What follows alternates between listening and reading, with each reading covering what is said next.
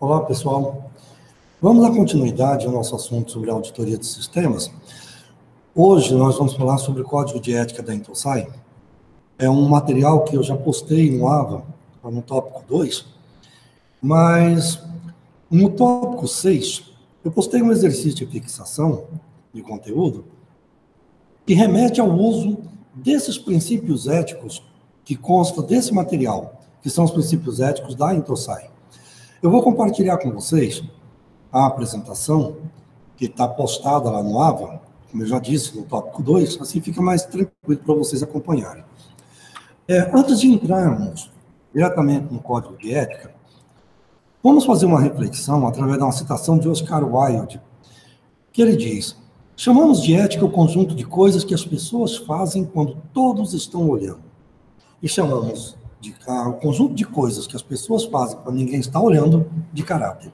Ou seja, ele faz uma pequena reflexão sobre aquilo que as pessoas dizem que é para fazer e aquilo que elas próprias fazem. Então, não adianta o professor recriminar o aluno de que não é para colar, porque não é assim que aprende, porque é errado colar, se quando ele próprio for fazer uma prova, ele vai praticar a cola. A conduta moral na sociedade diz que não é recomendado, não é permitido jogar lixo na rua. Mas, quando tem gente olhando, o cidadão não joga. A hora que ninguém está olhando, ele lá vai o lixo. Ou é jogado no chão, ou de dentro do carro. Ninguém está olhando. Como assim ninguém está olhando? E a sua consciência, como é que fica? É sobre isso, essa reflexão de Oscar Wilde, que tem tudo a ver com o que nós vamos ver aqui sobre o Código de Ética. Belezinha? Primeiro, sobre a Intosai. Ela é uma organização não governamental de cunho internacional, vinculado à ONU. E, basicamente, o que ela faz ela trabalha essa questão de confeccionar esses princípios éticos básicos, que são de forma genérica.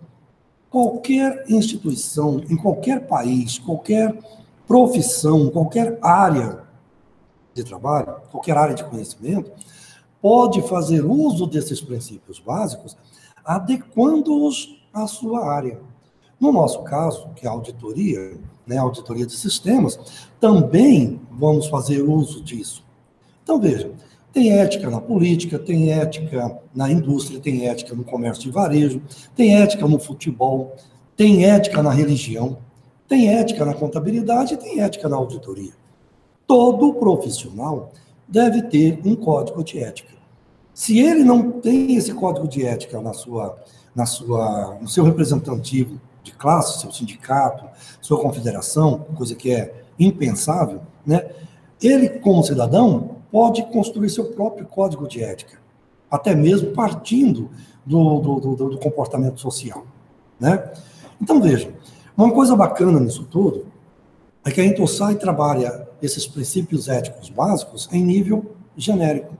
Ou seja, qualquer um na China, no Brasil, nos Estados Unidos, em qualquer canto do mundo, vai adequar esses princípios conforme a sua organização social, conforme a religião, conforme a parte legal, a parte política. Ou seja, vai adequar isso de acordo com cada país e a sua legislação. Belezinha? Voltando para a auditoria de sistemas, o auditor, quando ele vai desempenhar os trabalhos dele, ele tem que seguir os princípios éticos veiculados pela sua classe, pelo seu representante de classe. Como a auditoria vem de uma contabilidade, nesse caso é o Conselho Federal de Contabilidade. A construção desse padrão ético que o auditor deve seguir vai vir dessa confederação de classe, mais associados a outros princípios que também são trabalhados por entidades como Instituto de Auditores Independentes, outras organizações internacionais que também têm melhores recomendações de acordo com cada serviço a ser prestado. E o auditor tem que estar atendendo isso. Quando o auditor vai fechar um contrato de trabalho, uma das recomendações é que ele determine como isso vai ser feito. E os princípios éticos estão lá dentro.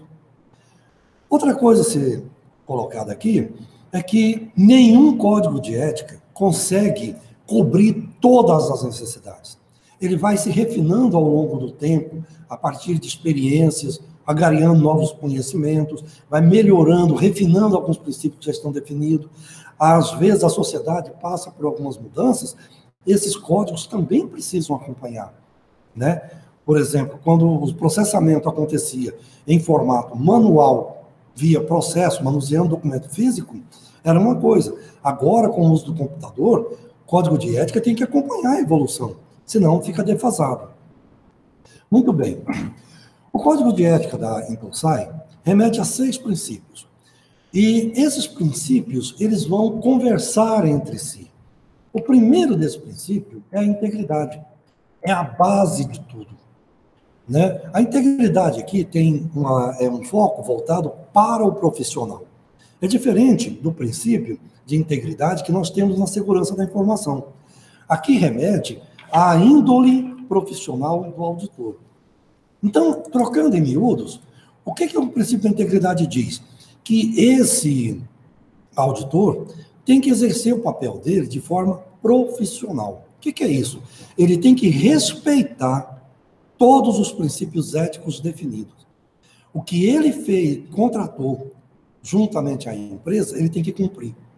Por isso fala-se da honradez e imparcialidade, objetividade e independência. Ele não pode, por exemplo, ele colocou no contrato que vai fazer um determinado serviço de uma determinada forma. Ele tem que seguir exatamente o que está escrito.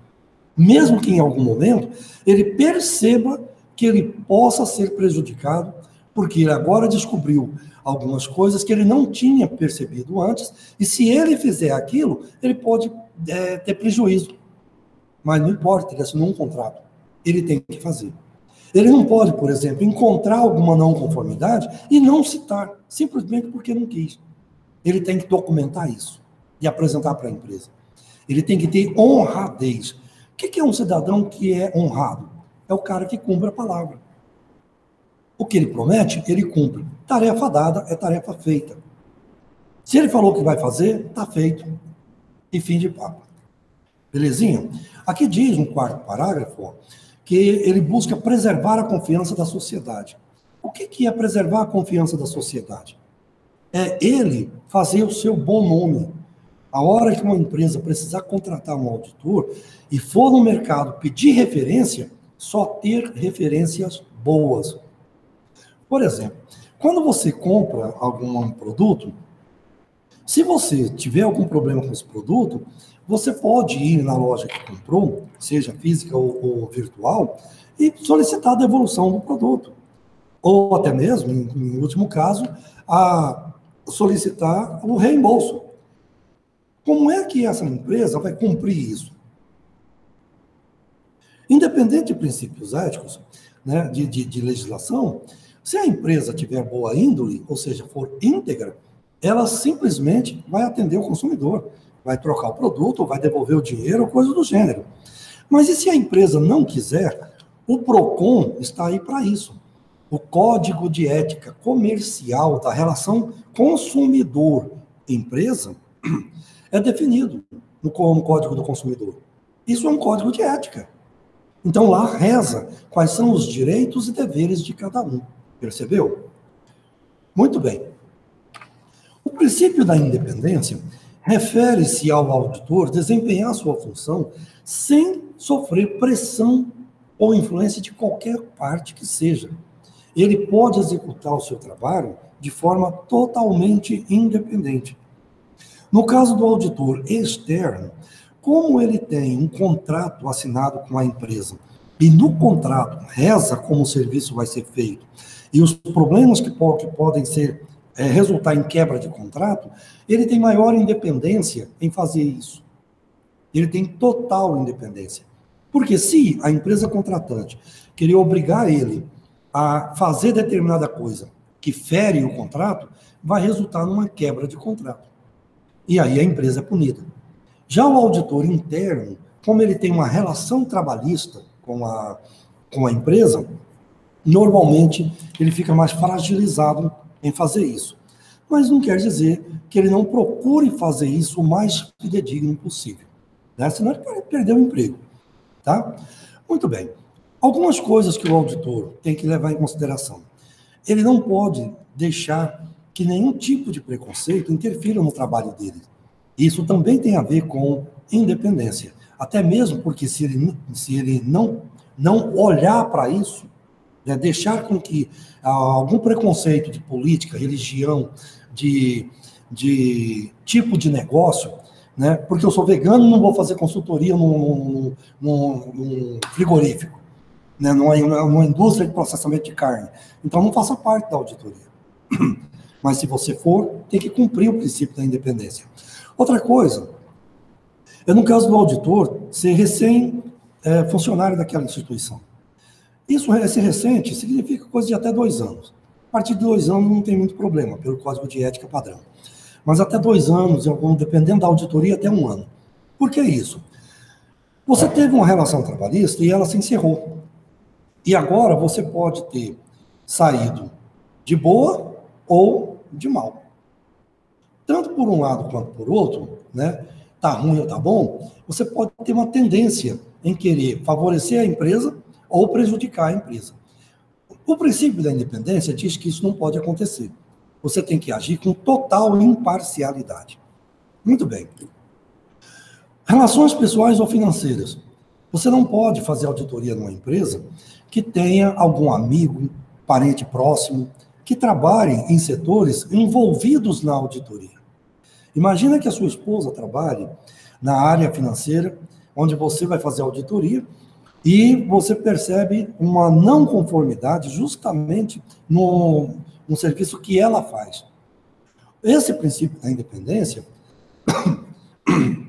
diz que você não pode ser levado a ferir o princípio da imparcialidade, né?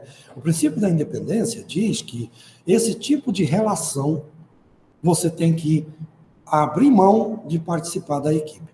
Imagina, se você colocar no papel, né, registrar os problemas que você detectou na execução das tarefas que a sua esposa faz lá na empresa, isso pode resultar em ela ser chamada à atenção, ser punida e até ser demitida. Imagina, ela perdeu o emprego e você vai perder a esposa.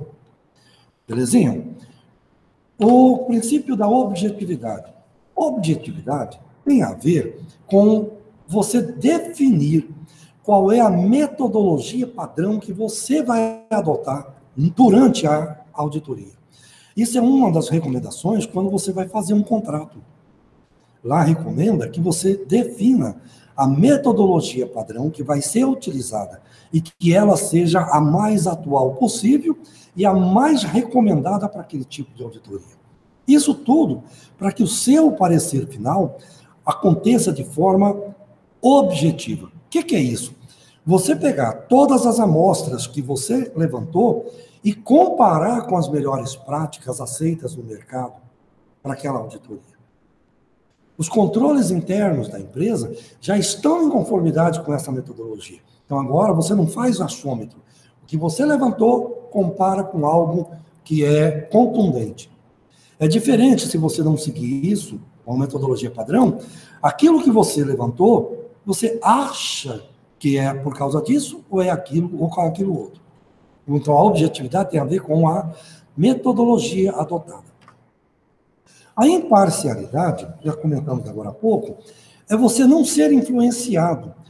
Parece que tem a ver com a independência, e tem, né? O princípio da imparcialidade está dentro também da independência, do princípio da independência.